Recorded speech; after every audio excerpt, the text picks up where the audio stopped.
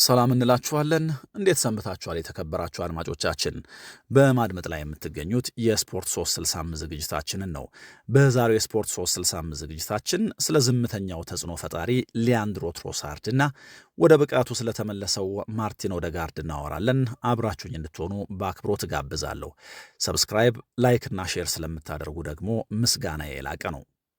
ስማቸው ጎልቶ ከማይሰማ ተጽዕኗቸው ግን እጅግ ከበዛ የአርሰናል ተጫዋቾች መካከል አንደኛው ነው ሊያንድሮ ትሮሳርድ። ዝምተኛ ተጽዕኖ ፈጣሪ ነው። እጅግ አስተማማኝ፣ ጨዋታ ቀያሪ፣ የትልልቅ ጨዋታዎች ተጫዋች ነው። ለአሰልጣኙ ደግሞ እንደፈለገ የፈለገበት ቦታ ሊያጫውተው የሚችል ሁለገብ ተጫዋች፣ ለአሰልጣኞች በጣም የሚመች፣ ለተከላካዮች ደግሞ ሁል ጊዜም ቢሆን የራስ ምታት የሆነ በጣም ብልህ፣ ለማዳ፣ ወሳኝ ትልልቅ አጋጣሚዎች ላይ ቡድኑን ከጭንቅ የሚገላገል ነው።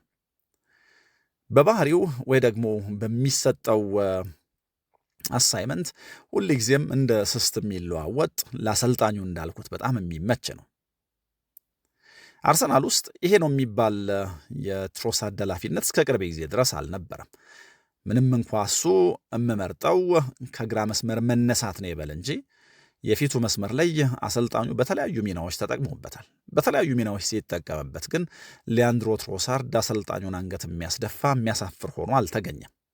በእርግጥ የአርሰናል ደጋፊዎች ለሊያንድሮ ትሮሳርድ የሚገባውን ክብር በተገቢው መንገድ ሰጥተዋል አልሰጡም የሚለው ነገር እስከ ቅርብ ጊዜ ድረስ በጣም አከራካሪ ነበር። እንደውም በክረምቱ ቢሸጥ ብለው ሁሉ የሚያስቡ ጥቂቶች እንዳልነበሩ እናውቃለን። ግን ደግሞ ይህ ሁለገብ ተጫዋች በሂደት የአርሰናልን ደጋፊዎች ያሳመነ፣ አሰልጣኙ በፍጹም የማይደራደርበት፣ ይሄ ቡድን ከ22 ዓመታት በኋላ የፕሪሚየር ሊጉን ዋንጫ ማንሳት ካለበትም ከሚያነሳባቸው ምክንያቶች አንደኛው ለመሆን የቀረበ ነው። የግራውን መስመር ይዞ መጫወት ይችላል። እንደ ሐሰተኛ ዘጠኝ ወይ ደግሞ እንደ አይነተኛ አጥቂ ሊያጫውተው ይችላል። አሰልጣኙ ሞክሮት ያውቃል። በአማካይ ክፍልም ልክ እንደዚሁ በተለያዩ ሚናዎች ተጫውቷል። እሱ ግን ምርጫዬ በግራ ብሰለፍ ነው፣ ግን ደግሞ አሰልጣኙ ቡድኑን ይጠቅማል ብሎ የሰጠኝን ኃላፊነት በሙሉ በሚገባ እጠቀመዋለሁ ይላል ሚኬል አርቴታ። እዚህ አርሰናል ቡድን ውስጥ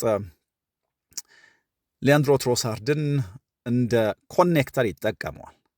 አርሰናል ለምሳሌ ፖሴሽን ዶሚኔት ሲያደርግ ወይ ደግሞ ኳሱን አብዝቶ ሲቆጣጠር ትሮሳርድ ወደ ሃፍ ስፔሱ ሩጫዎቹን ያደርጋል።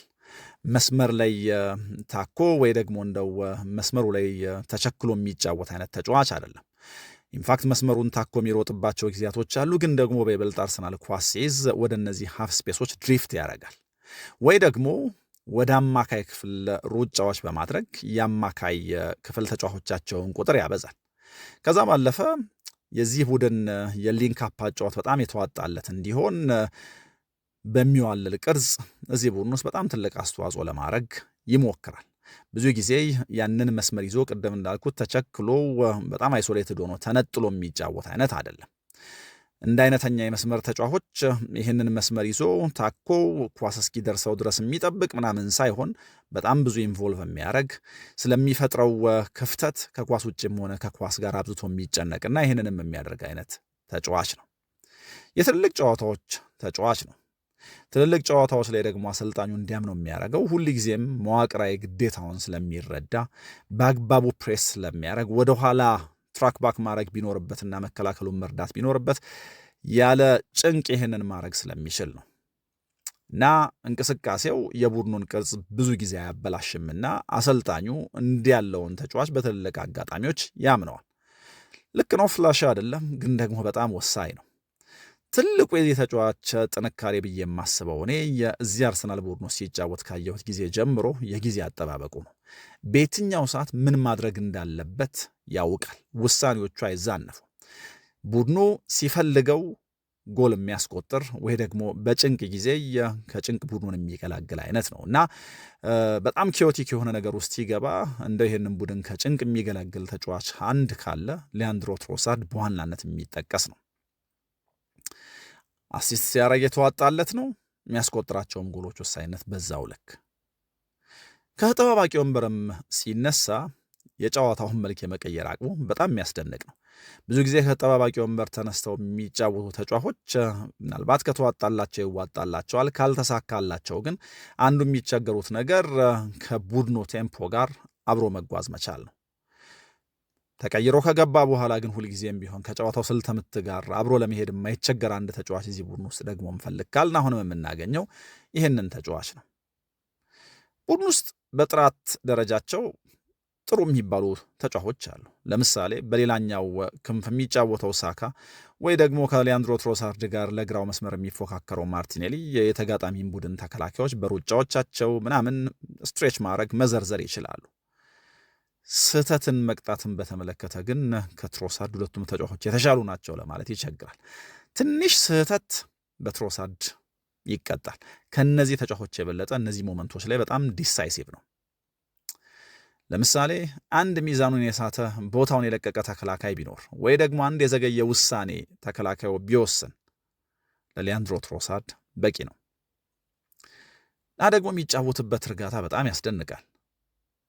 ውጥረት በበዛባቸው ጨዋታዎች ሌሎቹ ሲዋከቡ ትሮሳርድ ነገሮችን በእርጋታ ማድረግ የሚችል ተጫዋች ነው። በዚህም ምክንያት አሰልጣኝ ሁል ጊዜም ቢሆን ከሚያምናቸው አንደኛው ይሆናል ማለት ነው። ሌላኛው ይህንን ተጫዋች የተለየ የሚያደርገው ጎል ለማስቆጠር በጣም ብዙ እድሎች አይፈልግም። ያገኛትን አንድ ወይም ሁለት አጋጣሚ ወደ ጎል የመቀየር እድል አለው ወይ ደግሞ አቅም አለው። ይሄ ደግሞ ፎር ግራንትድ የማይወሰድ ኳሊቲ ነው፣ ምንም ጥርጥር የለውም። የተለየ እግር ኳስ አይኪው ነው ያለው እዚህ ቡድን ውስጥ። ኋላ በዝርዝር ላብራራው የምሞክረው ደግሞ ጉዳይ ትሮሳርድን ስናየው ምናልባት ልብ የማንለው ግን ደግሞ በጣም የሚያስደንቅ ኳሊቲው ሁለቱንም እግሮቹን ተጠቅሞ ጎሎች ማስቆጠር ነው። በቀኙም በግራውም ጎሎች ያስቆጥራል። ይሄ ደግሞ ለተከላካዮች ትሮሳርድን ሳጥን አካባቢ ማቆም ወይ ደግሞ የትሮሳርድን ሙከራዎች ማቆምን በጣም ከባድ ያደርገዋል። ምክንያቱም ወደ ደካማው እግሩ ሊያስገድዱት በፍጹም አይችሉም። አብራራዋለሁ። ሌላኛው የፖዚሽናል ዲሲፕሊን ጉዳይ ነው። አሰልጣኞች ፖዚሽናሊ ዲሲፕሊንድ የሆኑ በአሰልጣኞች የተሰጣቸውን ሚና በሚገባ የሚወጡ ተጫዋቾች አጥብቀው ይፈልጋሉ ወይ ደግሞ አብዝተው ይወዳሉ። ትሮሳርድ ይህንን ከማድረግ አንጻር ቅድም ስል እንደነበረው የቡድኑን መዋቅር ከመጠበቅ አንጻር በጣም በጣም የተዋጣለት ተጫዋች ነው። ምናልባት ይሄ እንደው ፔስ ፓወር ምናምን ላይ ጥገኛ ደግሞ ስላልሆነ ለረዥም ጊዜ መጫወት አቅምም እንደሚኖረው ማሰብ እንችላለን። ምክንያቱም የእግር ኳስ አወቃቀሩ ወይ ደግሞ በአጠቃላይ የትሮሳርድ አሰራር ይሄ ኤክስፕሎሲቭ ነገሮች ላይ መሰረት ያደረገ ስላልሆነ ማለት ነው። በጥቅሉ ግን ትሮሳርድን እንደው በአንድ ቃል እዚህ አርሰናል ውስጥ ግለጸው ባልን የምገልጸው ችግር ፈቻ አድርጌ ነው። በቃ የዚህ ቡድን ፕሮብሌም ሶልቨር ነው። የሆነ ችግር ውስጥ ቡድኑ ሲገባ ቡድኑን ከጭንቀት ከሚያወጡ ተጫዋቾች መካከል ግንባር ቀደሙ ነው። ብዙ ጊዜ እንደው ትኩረት አይስብ ይሆናል፣ ግን በጣም በሚያስደንቅ ሁኔታ እዚህ ቡድን ውስጥ ያለው ተጽዕኖ ከጊዜ ወደ ጊዜ እየጎላ የመጣ ነው። ለነገሩ በዚህኛው የውድድር ዘመን ትሮሳርድ ቦታውን የራሱ ካደረገው በኋላ በተወሰኑ አጋጣሚዎች ያለ ትሮሳርድ መጫወት የቡድኑን ኳሊቲ እንደሚያወርደው ደጋፊው የተረዳ ይመስለኛል እና ከጉዳት እንኳን ተመልሶ መጥቶ ባደረገው የፕሪሚየር ሊግ ጨዋታ ጎል አስቆጥሮ ጨዋታውን መጨረስ ሳይችል ተቀይሮ ገብቶ ተቀይሮ ወጥቷል እና በብዙ አጋጣሚዎች ተቀይሮ እንኳን ሲገባ ወይ ደግሞ በቋሚነት ሲጫወት የምናየው ማዕበሉን ሲያረጋጋ ነው እና ይህንን ቡድን በጣም በተለያየ መንገድ ኮኔክት ከሚያደርጉ ከሚያስተሳስሩ ተጫዋቾች መካከል አንደኛው ነው። እንደ ግሉ በጣም ብዙ ነገሮችን ማስተሳሰር፣ ነገሮችን ስሙዝ ማድረግ የሚችል አይነት ተጫዋች ነው። እንዳልኩት ሁለገብ ነው። በታክቲክ መረዳቱ በጣም የተዋጣለት ነው። እዚህ ላይ አሲስቶች ያደርጋል፣ ጎሎች ያስቆጥራል፣ ተጣጣፊ ነው። የግራውን መስመር ይዞ ሐሰተኛ ዘጠኝ ሆኖ የቀኙንም መስመር ወይ ደግሞ ከአማካዮቹ እንዳንዱ ሆኖ መጫወት ይችላል። ለዚህ ነው ጨዋታ ቀያሪ ወይ ደግሞ አስተማማኝ የሚባለው ሚስተር ሪሊያብል የሚባለው ለዚህ ነው። ያጨራረሱ ጉዳይ በደንብ በዝርዝር መብራራት የሚኖርበት ነው። በጣም ክሊኒካል ነው። እዚህ ላይ ታታሪነት ሲጨመር የሊንክ አፕ አጫወት ሲጨመርበት የዚህ ቡድን እዚህ ቡድን ውስጥ ያለው ግልጋሎት እዚህ ቡድን ውስጥ ያለው ተጽዕኖ ምን ያክል ትልቅ እንደሆነ እንረዳለን። ስለዚህ በጥቅሉ ሁለገብነትና ተጣጣፊነት ትሮሳርድን ስናይ የሚታየን ነገር ነው። ትልልቅ ጨዋታዎች ላይ ጨዋታ ቀያሪ ሞመንቶችንም መፍጠር ልክ እንደዚሁ በትልቁ የሚነሳ ነው። ያጨራረስ ልህቀቱ ይሄ ሃፍ ቻንሶችን ወደ ጎልነት መቀየር የሚችል ስለሆነ በተለየ መንገድ የሚነሳ ነው። በሁለት እግሩ ጎሎች ማስቆጠሩ ሌላኛው ትሮሳርድን ስናስበው ወደ አእምሯችን ሊመጣ የሚገባ ነገር ነው። ለቡድን አጋሮቹ ስፔስ የሚፈጥርበት ወይ ደግሞ በአጠቃላይ ኳሱን ሸፍኖ የሚጫወትበት ወይ ደግሞ ከተቃራኒ ቡድን ተጫዋቾች እይታ ውጭ የሆኑ ሩጫዎች የሚያደርግበት ከኳስ ውጭ ሩጫዎችንም ሲያደርግ ለተጋጣሚ ቡድን ተከላካዮች የሚፈጥረው ግርታ ትሮሳርድን ስናስብ ወደ አእምሯችን ሊመጣ የሚገባ ነገር ነው። ፕሬስ ማድረጉ፣ ኳስ መቀማቱ፣ የተጋጣሚን ቡድን እንቅስቃሴ ዲስረፕት ለማድረግ መሞከሩ ሁሉ ከዚህ ተጫዋች ጋር ሌላው የሚያያዝ ነገር ነው። ከምንም በላይ ግን አንድ ደግሞ ኦቨርሉክ የሚደረግ ኳሊቲ ካለህ በዚህ በዘመናዊ እግር ኳስ አቬላቢሊቲ ነው። ተጫዋቾች ዊክ ኢን ዊክ አውት ለምርጫ ራሳቸውን ዝግጁ ማድረጋቸው ነው። ሰዎች ይህንን ምናልባት ከእድለኝነት ጋር ሊያገናኙት ይችሉ ይሆናል።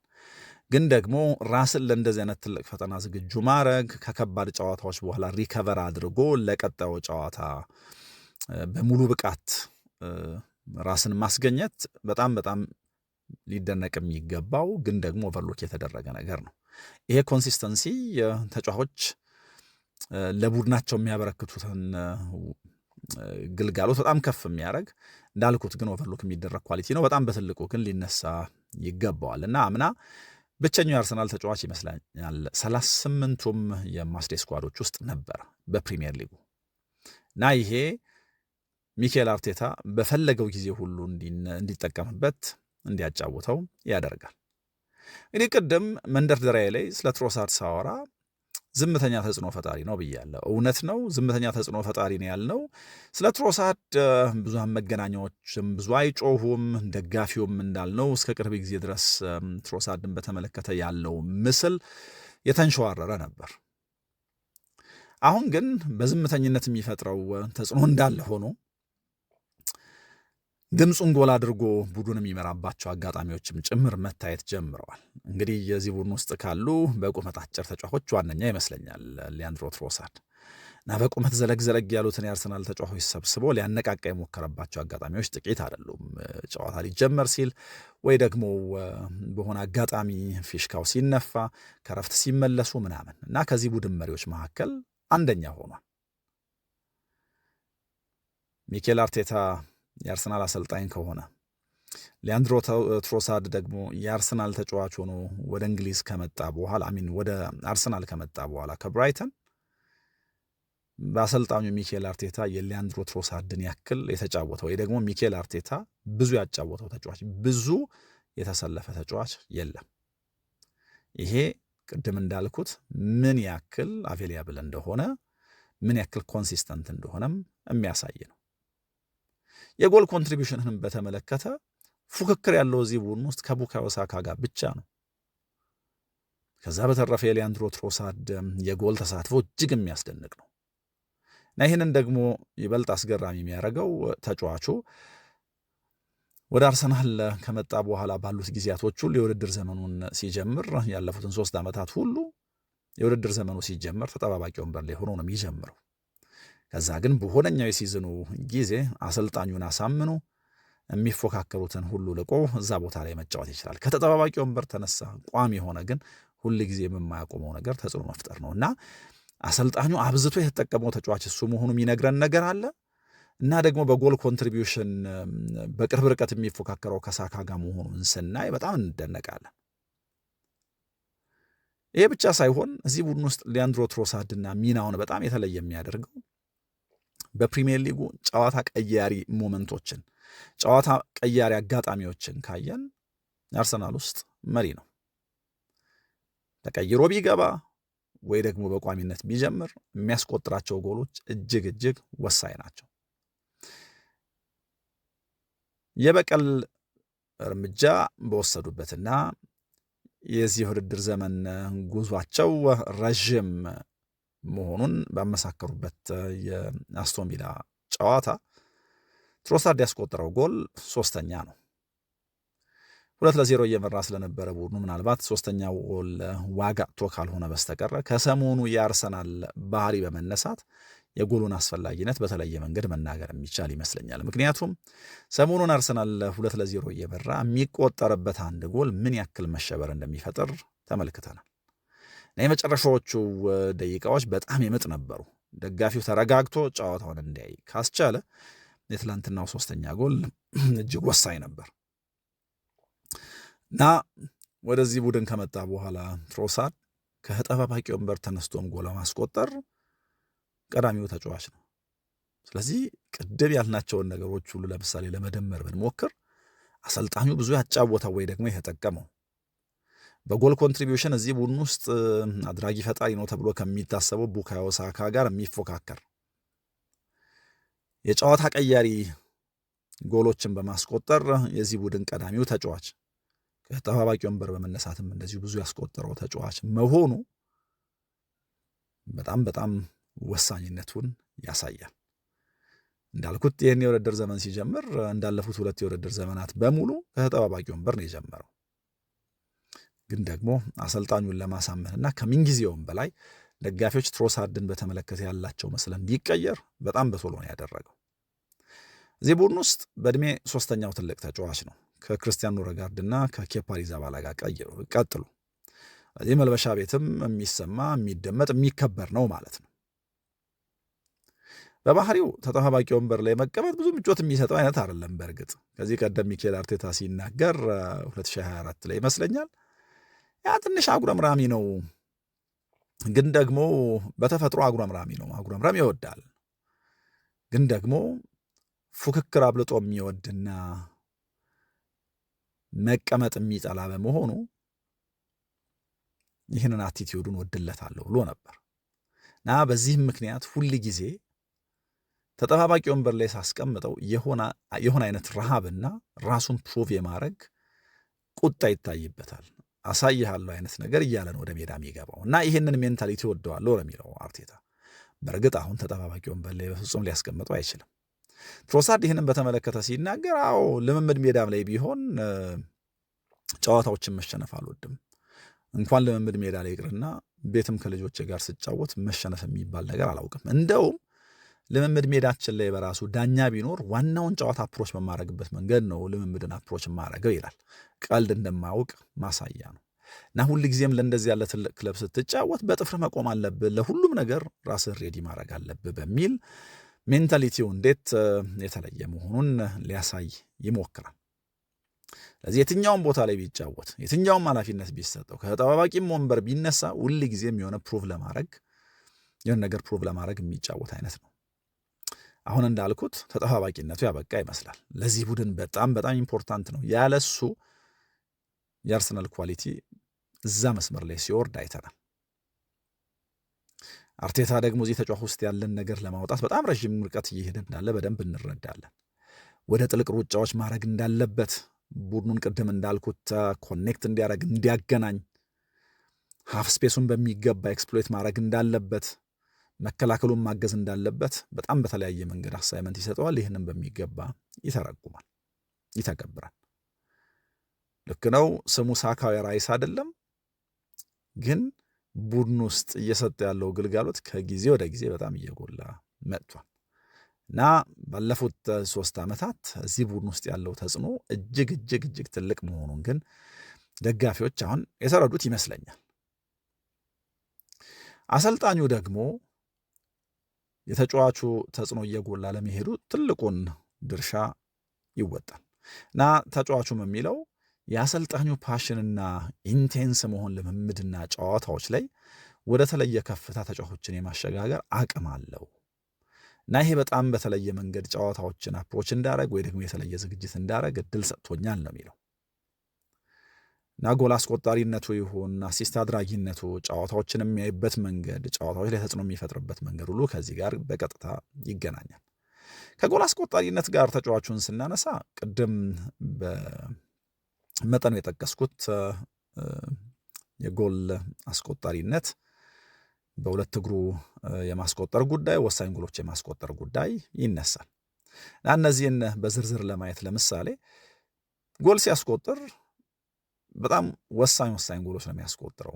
ምሳሌ ቡድኑ እየተመራ ከሆነ አቻ የሚሆንበትን፣ ቡድኑ እየመራ ከሆነ መሪነቱን ማስጠበቅ የሚችልበትን እና ደግሞ ጎሎቹ ሲቆጠሩ ትልልቆቹ ቡድኖች ላይ የሚቆጠሩ ናቸው። ሲቲ፣ ቸልሲ፣ ሊቨርፑል በፕሪሚየር ሊጉ በሻምፒየንስ ሊጉ ፖርቶ ይሁን ባየር ሚኒክ ምናምን ትልልቆቹ አጋጣሚዎች ላይ ጎሎች ያስቆጥራል። የደርቢ ጨዋታ ይሁን በጣም በጣም ወሳኝ ናቸው ጎሎቹ እና እነዚህ ጎሎች ለምሳሌ ሲቲ ላይ ሲያስቆጥር ከዚህ ቀደም በኮሚኒቲ ሺልድ ወደ ጭማሪ ሰዓት ወደ ፔናልቲ እንዲሄዱ ያደረገ ጎል ነው። ከፖርቶ ጋር ሲጫወቱ ወደ ኤክስትራ ታይም እንዲሄዱ ያስገደደ ጎል አስቆጥሯል። ለነገሩ ከብራይተን ወደ አርሰናል ከመምጣቱ በፊት የገጠማቸው 3 ቡድኖች ቸልሲ፣ ሲቲ እና ሊቨርፑል ናቸው። 3ቱም ላይ ጎሎች አስቆጥሮ ነው የመጣው። እንደዚህ ቢያደርግም ግን ወደ ኤሚሬትስ ከመጣ በኋላ ደጋፊዎች ሊረዱት ጊዜ እንደፈጀባቸው ሁሉ መጀመሪያ ብዙ መገረም አልነበረም። ምክንያቱም የአርሰናል ደጋፊዎች ልባቸው ከትሮሳርድ መምጣት በፊት ሚሃይሎ ሙድሪክ ላይ ነበር። 27 ሚሊዮን ፓውንድ ነው የወጣበት። ግን እንዳልኩት ሙድሪክ ላይ ስለነበረ ትኩረታቸው የአርሰናል ደጋፊዎች በመምጣቱ ብዙ የተደሰተ ወይ ደግሞ እንደ በጣም ጥሩ ተጫዋች እንዳገኘ የተሰማው ደጋፊ ቁጥር ብዙ ነው ብዬ አላምንም። አሁን ግን እንዴት ያለ ተቃርኖ ውስጥ እንዳሉ በጣም በግርምት ነው የምናየው። የሙድሪክ የእግር ኳስ ሕይወት እንዴት ያለ ቁልቁለት እንደገጠመ ሁላችንም እናውቃለን። ይህኛው ደግሞ በጣም በተለየ ከፍታና በወጥነት አርሰናልን ያገለግላል። ከጎል ማስቆጠር ጋር አያይዘን እንግዲህ ትልልቆቹ ላይ ስለማስቆጠሩ አነሳሁኝ። ከጎል ማስቆጠር ሌላ እንድናነሳው ግን የምፈልገው ጎሎች የሚያስቆጥርበትን መንገድ ነው። ቅድም ስለ ሁለገብነቱ ሳነሳ እንደውም አንድ የረሳሁት ነገር አለ። እዚህ ጋር እሱን ላንሳና ልለፍ። የሁለገብነት ጉዳይ ሲነሳ ብራይተን ውስጥ ዊንግ ባክ ሆኖ መጫወቱን መርሳት የለብንም። ይሄ ምን ያክል አሰልጣኞች ለሚፈልጉት ነገር የተመቸ ተጫዋች እንደሆነ የሚመሰክር ነው። ከጎል አስቆጣሪነት ጋር በተያያዘ ወደ አነሳሁት ነገር ስመለስ ግን ጎሎችን በሁለቱም እግሮቹ በኩል ያስቆጥራል እና ይሄ ነው በጣም የተለየ ልዩነት ፈጣሪ የሚያደርገው። እርግጥ ነው ትሮሳርድ የሰለጠነበት የጌንክ አካዳሚ ሁለት እግራቸውን ጎል ለማስቆጠር የሚጠቀሙ ተጫዋቾች ያፈራል። ለምሳሌ ኬቪን ደብሮይነ ከዚህ አካዳሚ ወጣ ነው፣ ሁለት እግሮቹን ይጠቀማል። ያኒክ ፌሬራ ካራስኮ፣ ኦሪጌንም ቢሆን ሁለቱንም እግሮቹን ጎል ለማስቆጠር ሲጠቀም አይተነው እናውቃለን። የዚህ ግን በጣም በጣም የተለየ ነው። ብዙ ጊዜ ተከላካዮች ተጫዋቾች ወደ ጎላቸው ሊሞክሩ ሲሉ አንደኛው ብሎክ ለማድረግ የሚሞክሩበት መንገድ ለምሳሌ ተጫዋቹ ወደ ደካማ እግሩ ኳሱን እንዲወስደው ማድረግ ነው፣ ወይ ደግሞ በጠንካራ እግሩ እንዳይመታ በጠንካራ እግሩ በኩል መሸፈንና ወደ ደካማ እግሩ ተጫዋቹን ፑሽ ማድረግ መግፋት ነው። እንደ ትሮሳርድ ግን ሁለቱንም እግሩን እኩል የሚጠቀም ተጫዋች ሲመጣ ለተከላካዮችም በጣም ፈተና ነው። ደካማው ግራ ነው ብለው ወደ ቀኝ ቢገፉት በቀኙ ጎል ማስቆጠር የሚችል ነው። በቀኙ ደካማ ነው በሚል ወደዚህኛው ደግሞ ይገፋ፣ በዚህም በኩል ጎል ማስቆጠር የሚችል አይነት ነው። ይሄ የማይገመትና ለተከላካዮች በጣም ፈታኝ ያደርገዋል። የትኛውም የሜዳ ክፍል ላይ ቢያሰልፈው እንደዚህ ባለ መንገድ እንደዚህ ባለ ሜንታሊቲ ተጽዕኖ ይፈጥራል። ግን ደግሞ በጣም በጣም አንደርሬትድ ተጫዋች ነው ብዬ አምናለሁ።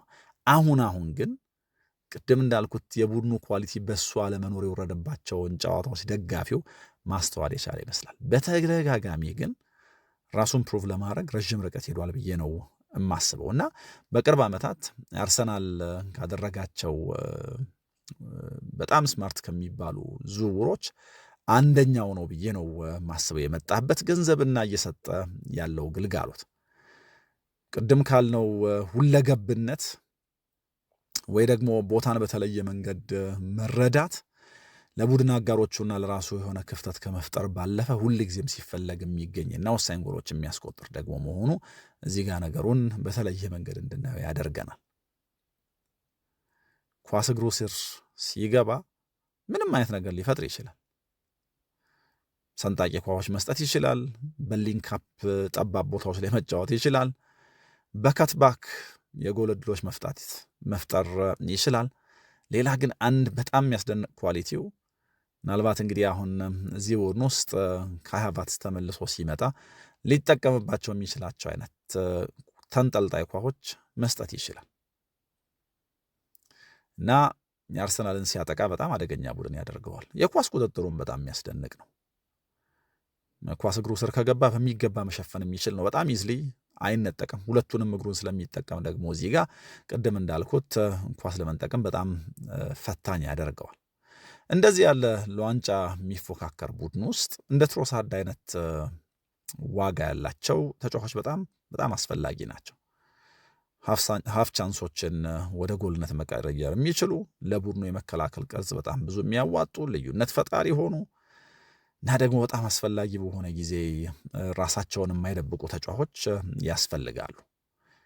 የትልቅ ጨዋታ ተጫዋች ስንል እንግዲህ በጣም በብዙ መንገድ የምትረዱት ይመስለኛል እና ዝርዝሮቹን ለማየት ስሞክር በጣም ነው የሚገርመኝ።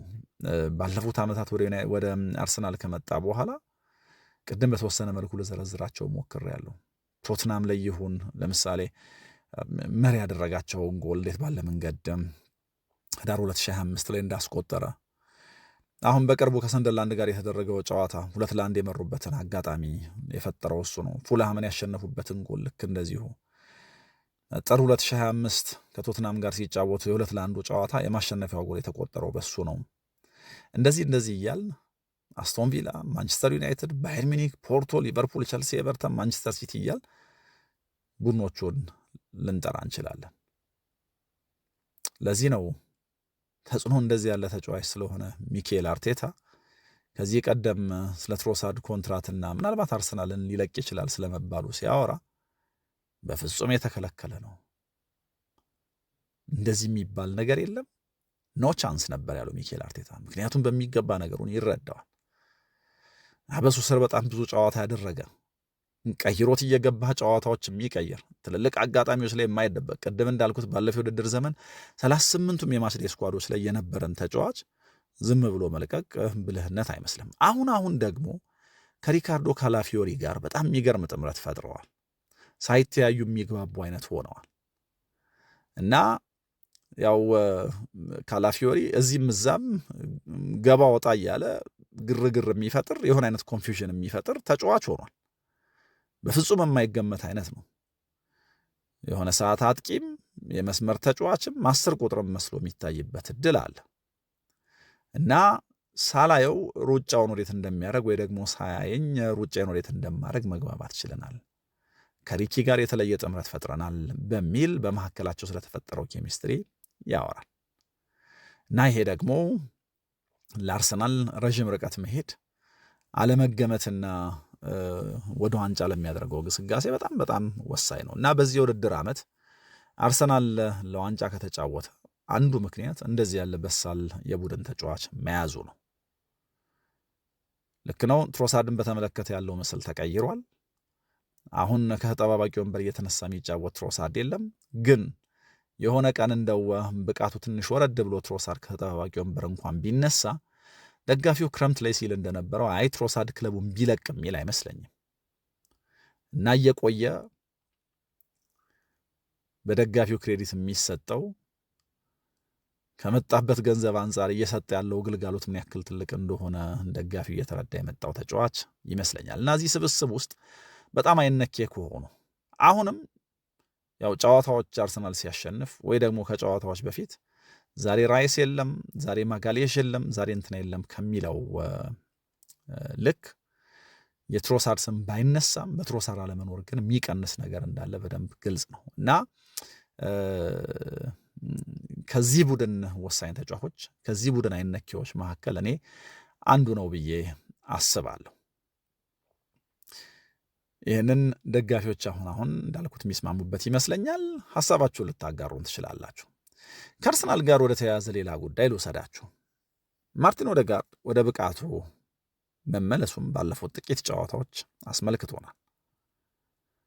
ከማርቲን ኦዴጋርድ ጋር በጣም ብዙ ጭቅጭቆች፣ ብዙ ጥያቄዎች ነበሩ በዚህ የውድድር ዘመን፣ በተለይ ደግሞ ከመሪነት ጋር ተያይዞ።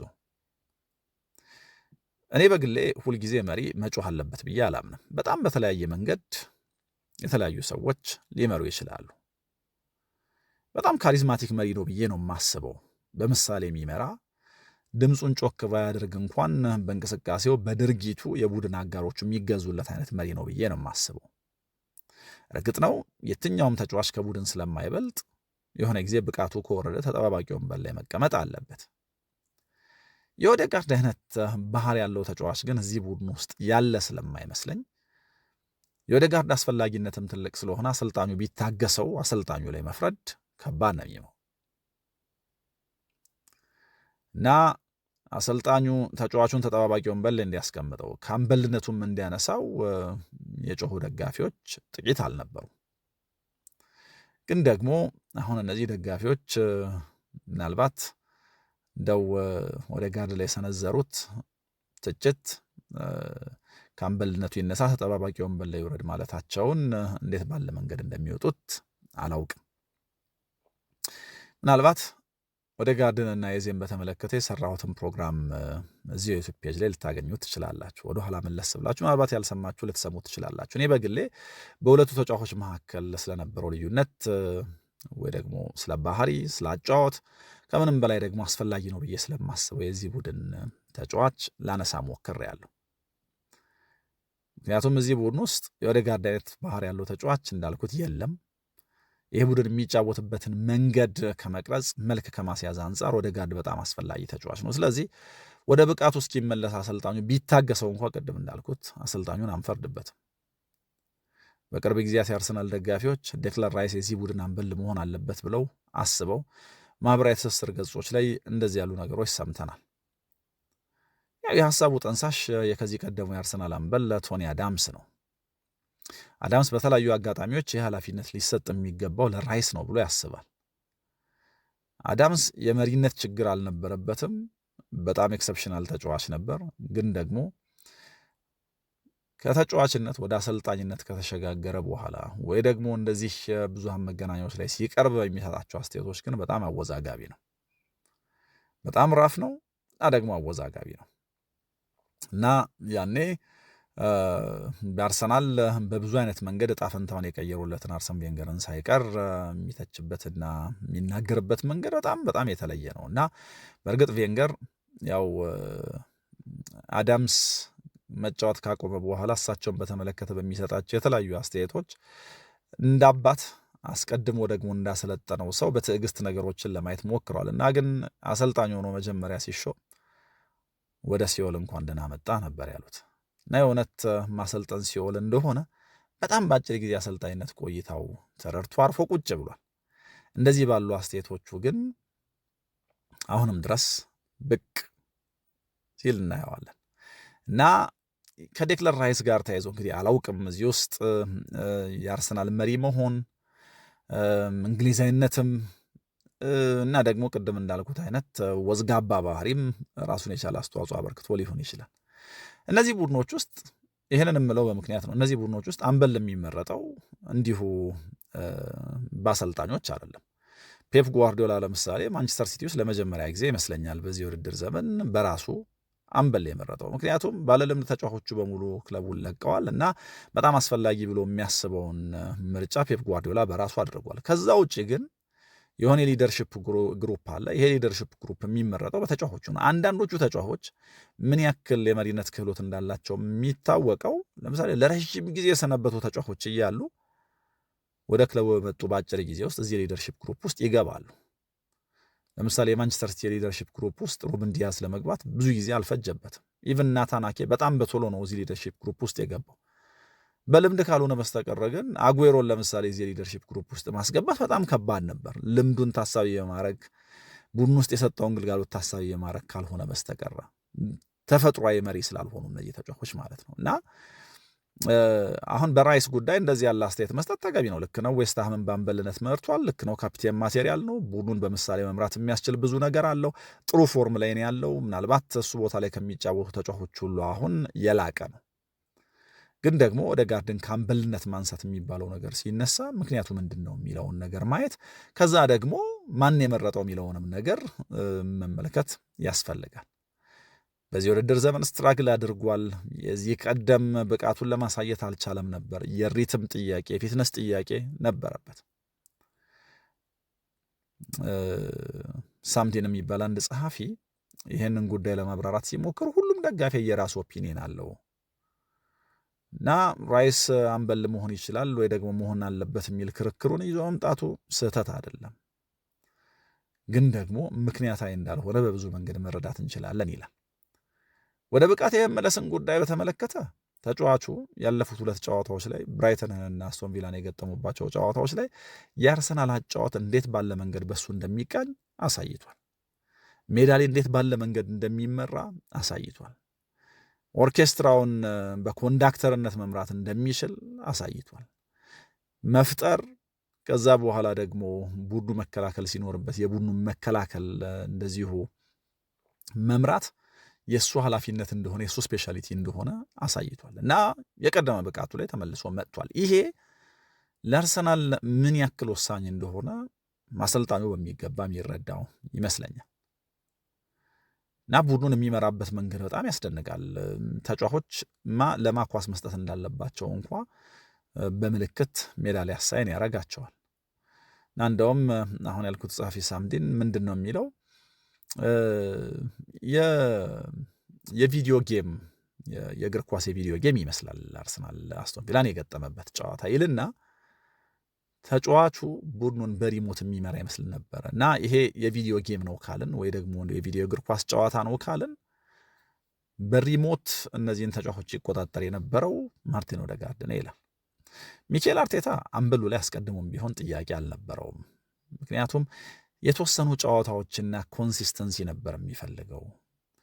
ይሄ ቀላል የውድድር ዘመን አልነበረም ለኦዴጋርድ ይላል። ምክንያቱም 2 የትከሻ ጉዳት ገጥሞታል፣ ከዛ ደግሞ 1 ከባድ የጉልበት ጉዳት ገጥሞታል። ይሄ በቶሎ ወደ ሪትሙ እንዳይገባ አስገድዶታል። ይሄ ጊዜ ይፈልግ ነበረ። አሁን ግን የቀደመውን ማርቲንን እያየን ነው የሚል መተማመን አለው ሚኬል አርቴታ። የአስቶን ቪላው ጨዋታ ወደ ብቃቱ ለመመለሱ የእውነት ጥሩ ማመላከቻ ነው። ምሳሌ ለማርቲን ዙቢሜንዲ የሰጠው የጎል ኳስ የመፍጠር ጥያቄ እንደሌለበት እናውቃለን። ከዚህ ቀደም የሚያደርገው መስሎ ሊሰማን ይችል ይሆናል። እንቅስቃሴውን የጀመረበት መንገድ ግን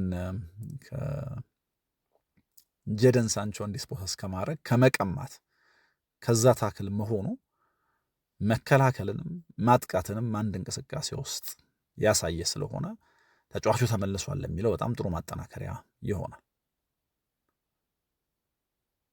እና የአስቶን ቪላው ጨዋታ በ90 ደቂቃ እንቅስቃሴ ካየን በጣም ብዙ ሙከራዎች ያደረገ የአርሰናል ተጫዋች ማርቲን ኦዴጋርድ ነው። ብዙ ኳሶች የነካ የአርሰናል ተጫዋች ኦዴጋርድ ነው። ብዙ ፓሶች ያደረገ የአርሰናል ተጫዋች ወደ 3ኛ የሜዳ ክፍል ኦዴጋርድ ነው። ብዙ ዱዌሎች ያሸነፈው ተጫዋች ማርቲን ኦዴጋርድ ነው።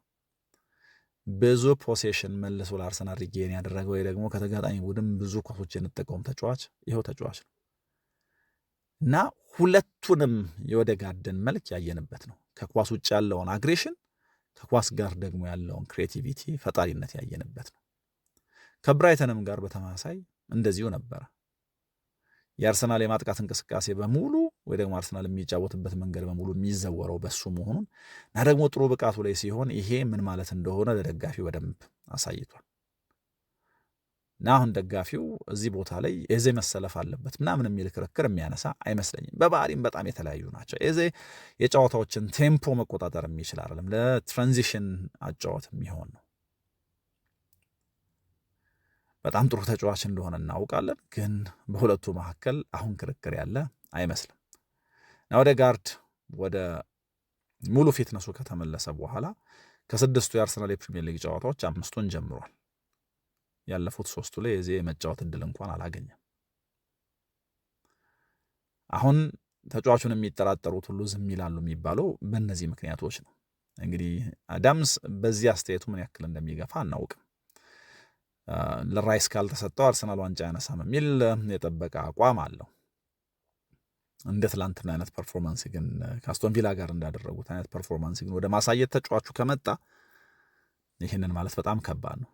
ቅድም እንዳልኩት ከምርጫ ጋር ተያይዞ የአምበልነትም ጉዳይ ከተነሳና ከተመለስንበት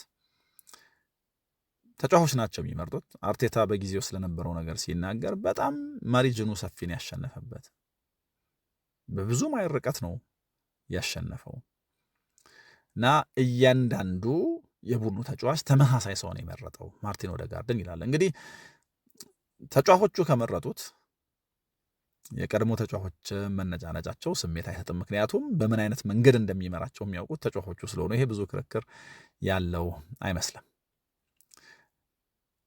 የአስቶን ቪላው ጨዋታ ለማርቲን ኦዴጋርድ ወደ ብቃት መመለስ፣ ለማርቲን ኦዴጋርድ መሪነት ሌላ ምስክር ሆኖ መጥቷል የሚባለው ለዚህ ነው። ለማንኛውም የቪላው ጨዋታ ቀን ከዙቢሜንዲ ጋር የፈጠሩትም ጥምረት አንድ ሌላ ትኩረት የሳበ ነገር ሆኗል። የራይስ አለመኖር ከጨዋታው በፊት በጣም ትልቅ ድንጋጤ ፈጥሮ ነበር ለአርሰናል ደጋፊዎች። ግን ደግሞ የኦዴጋርድና የዙቢሜንዲ ጥምረት በጣም የተለየ መልክ አሳይቶናል። ለምሳሌ የከዚህ ቀደሙ የአርሰናል 6 ቁጥር በነበረው ፊክስድ ሮል እንደዚህ ያለ ሩጫ ሳጥን ውስጥ ዙቢሜንዲ እንዳደረገው ይሄኛው ፕሮቫይደር ይሄኛው ደግሞ ጨራሽ ሆኖ የማየት እድላችን ዝቅ ያለ ነው። ግን ደግሞ እዚህ ቡድን ውስጥ በሆነ አይነት መንገድ እነዚህ ተጫዋቾች ሌላ አይነት ኬሚስትሪ ሊፈጥሩ እንደሚችሉ የሆነ አይነት ፍንጭ ወይ ደግሞ ምልክት የሰጠ እንቅስቃሴ አይተናል። ቴዎሬቲካሊ አርሰናል ካሉት አማካዮች ሁሉ የመከላከል የተሻለ አቅም ወይ ደግሞ ዲፌንሲቭ ነው ተብሎ የሚታመነው ተጫዋች ዙቢሜንዲ ነው እና ደግሞ በጣም ፈጣሪ ነው ተብሎ የሚታመነው ኦዴጋርድ ነው። ግን ደግሞ የትላንትና ሁለተኛ ጎል ሲቆጠር ኦዴጋርድ አቅራቢ ዙቢሜንዲ ጨራሽ ሆኖ ነው እንደዚህ ባለ ፍሉዲቲ ጎሉን ያስቆጠሩትና የተጫወቱት እና ይሄ በምን አይነት መንገድ እንግዲህ ለአርሰናል ሌላ መልክና ሌላ ቅርጽ ይሰጣል የሚለውን ነገር እናያለን። አስቶን ቪላን ያሸነፉበት ጨዋታ በጣም ብዙ መልእክት ያስተላለፈ ነው። ለአርሰናል የማይመች የአርሰናልና የዋንጫ መንገድ ላይ እንቅፋት ሊፈጥር የሚችል ቡድን ሆኖ ባለፉት ዓመታት ታይቷል። ይህንን ኤሚሬትስ ላይ ማድረግ እንደሚችል የሚያምኑ ጥቂቶች አልነበሩም እና አርሰናል በቪላ ፓርክ ለገጠመው ነገር በአስደናቂ ሁኔታ ምላሽ ሰጥቶበታል እና የዋንጫ ጉዞ ላይ የሚፈጠሩ ይህን መሰል እንቅፋቶች እንደው የሆነ አይነት እክል በአንድ አጋጣሚ ፈጥሮ ይሆናል እንጂ ሆሜንዳ ወይ 3 ነጥብ የሚያሳጡት እንዳልሆኑም ለማሳየት ረዥም ርቀት ሄዷል። ሌላው ግን አምበሉ ማርቲን ኦዴጋርድ ወደ ብቃቱ መመለሱንና እዚህ ቡድን ውስጥ የማይነካ ተጫዋች መሆኑን ያሳየበትም ሌላ ጨዋታ ሆኗል። ይህንም ብቃት ይዞ እንዲቀጥል በእንደዚህ አይነት መንገድ እንዲጫወት ደጋፊዎች አጥብቀው ይመኛሉ። ሚካኤል አርቴታ እዚህ ላይ ብዙ ጥርጥር ያለው አይመስልም። ምክንያቱም ከጉዳቶቹ በኋላ የሚፈልገው ነገር ተደጋጋሚ ጨዋታዎችን ማድረግ ነበር ብሏል። በተደጋጋሚ ጨዋታዎችን ካደረገ በኋላ እንደዚህ ወዳለ ነገር እንደዚህ ወዳለ ብቃት መጥቷል እና አሁን አብዛኞቹ የአርሰናል ተጫዋቾች ከጉዳት ተመልሰዋል። እንደ ድል ሆኖ ገብርኤል ማጋሌሽ ረዥም ከሜዳ ይርቃል ተብሎ ታስቦ ነበረ። ከታሰበው ጊዜ ፈጥኖ መጥቷል። ቤን ዋይት ረዥም ጊዜ ከሜዳ ሊርቅ ይችላል ተብሎ ታስቦ ነበር፣ ወደ ሜዳ መጥቷል። ካይ ሃቨርትዝ ወደ ሜዳ ለመምጣት ዝግጁ ነው እና ደግሞ ተጠባባቂ ወንበር ላይ መቀመጥ አቅም አግኝቷል። ስለዚህ ቡድኑ ቋሚ 11ን ሲደመር በእርግጥ አሁን የቋሚ 11 ጉዳይ ራሱን የቻለ ጥያቄ ያለው አሁን ባለው ሁኔታ ካይ ሃቨርትዝ ወደ ፊትነሱ እስኪመለስና እስኪያሳምን ድረስ በዮኬሬሽ ቦታ ገብርኤል ሱስ ይጫወት ወይስ ደግሞ ዮኬሬሽ ቦታውን እንደያዘው የቀጥለው የሚለው ነገር ገና ውሳኔ የሚፈልግ ነው።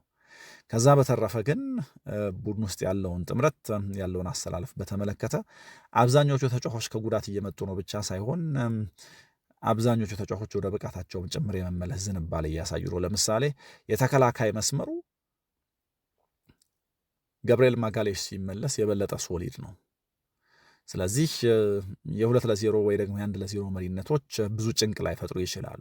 ያ ብቻ ሳይሆን ቡድኖች አርሰናል ባለፉት ጥቂት ጨዋታዎች ጥቂት አጋጣሚዎች ለምሳሌ መፍጠር በቻለበት አጋጣሚ እንዳላገባው፣ በሌሎቹ አጋጣሚዎች ደግሞ መፍጠር እንዳልቻለባቸው ጨዋታዎች ወደ ኋላ ተጠቅጥቀው ወደ ኋላ ፈግፍገው ቢጫወቱ ማስከፈቻው አማራጭ የቆመ ኳስ ነው። ከቆመ ኳስ ደግሞ ገብርኤል ማጋሌሽ ብቻውን የአርሰናልን የማግባት ንጻሬ ከፍ ማድረግ እንደሚችል አይተናል። ሁለቱንም ሳጥኖች ማጥቃትንም ሆነ መከላከል በተመለከተ የአርሰናልን ጣፈንታ የአርሰናልን መልክ መቀየር የሚችል ነው። ምክንያቱም በሊጉ ተሻጋሪ ኳሶችን ከማምከን ጋር ቁጥር 1 ደረጃ ይዞ የሚቀመጠው ተጫዋች የአስቶን ቪላው ግብ ጠባቂ ማርቲኔዝ ነው፣ ኤሚ ማርቲኔዝ ነው። ከዛ በኋላ ራያ በቅርብ ርቀት ይከተለዋል እና ከዚህ ግብ ጠባቂ ጋር እንደዚህ ባለ መንገድ መፋለምና ጎል ማስቆጠር ቀላል የሚባል አይደለም። በእርግጥ ይሄ መጀመሪያው አይደለም። ያው እንደዚህ ያሉ ባትሎች እንደዚህ ያሉ ፈተናዎች ላይ ሁል ጊዜም የሚጎል አይነት ነው ኤሚ ማርቲኔዝ። ግን ደግሞ የቪላው ጨዋታ ዕለት ኳሱን ለመያዝ ከሞከረ ይልቅ የመጀመሪያው ስህተት ኳሱን ፓንች ነበር ማድረግ የነበረበት። ሌላኛው ግን ከኳሱ ይልቅ ተጫዋቹ ላይ ትኩረት ማድረጉ ዋጋ አስከፍሎታል። ግን ደግሞ እንደ ኤሚ ማርቲኔዝ አይነት ተሻጋሪ ኳሶችን የመያዝ ተሻጋሪ ኳሶችን የማምከን አቅም ካለው ግብ ጠባቂ ጋር እንኳ እንደዚህ ባለ መንገድ ጎል ማስቆጠር የሚችል ቡድን በብዙ መንገድ ከዚህ በኋላ ያሉ ጨዋታዎቹን ዶሚኔት የማድረግ ደግሞ አማራጩን ወይ ደግሞ እንደዚህ ያሉ ጎሎች ሊያስቆጥር የሚችለትን ተጫዋች መልሶ አግኝቷል። ስለዚህ እንደ ቡድን በጥንካሬው ሊፈጥራቸው ለሚችላቸው ወይ ደግሞ ወደ ዋንጫ ሊንደረደር የሚችልባቸው ጥንካሬዎቹ ሁሉ ተጫዋቾች ተመልሰውለታል። ማርቲን ኦዴጋርድ ወደ ብቃቱ ተመልሷል እና አርሰናል ተስፋ ሊያደርግ የሚችልበት ሌላ ምክንያት ሆኗል። የከዚህ በኋላ ጨዋታዎቻቸው ላይ እንግዲህ በዚህ ምክንያት የአርሰናል ደጋፊ አስቶን ቪላንም ከማሸነፉ ጋር 4 ጎል ከማስቆጠሩ ጋር ወደ ዋንጫ የሚደረገው ግስጋሴ የተሳለጠ ነው ብሎ ያስባል። ቀጣዮቹ ጨዋታዎች ላይ ምን አይነት መልክ ያለው ቡድን እናያለን? በመሃል ከተንገራገጨው በመሃል መፍጠር ካቃተው ጎሎች ማስቆጠር ካቃተው አርሰናል የተለየ የሚፈጥርና አስፈሪ ሚዩኒክን እንደገጠመው ቶትናምን እንደረመረሙ አይነት አርሰናል ወይስ ደግሞ አሁንም ያልተፈታ ከአስቶን ቪላው ጨዋታ በኋላ እንቆቅልሽ ይዞ ይቀጥላል እናያለን። ግን የአርሰናል ደጋፊዎችና የአርቴታ እምነት አሁን የአስቸጋሪ ጊዜ ማለፉን የሚያመላክት ነው እና ያለን ጊዜ በጊዜ ሂደት የሚሆነውን እናንተ ሀሳብ አስተያየቶቻችሁ ልታጋሩን ትችላላችሁ። የኦዴጋርድንና የትሮሳርድን ጉዳይ አነሳን። አብራችሁኝ ስለነበራችሁ ምስጋና የላቀ ነው። በሌሎች ጉዳዮች ደግሞ መልሰን እንገናኛለን። ሰላም ሁኑ።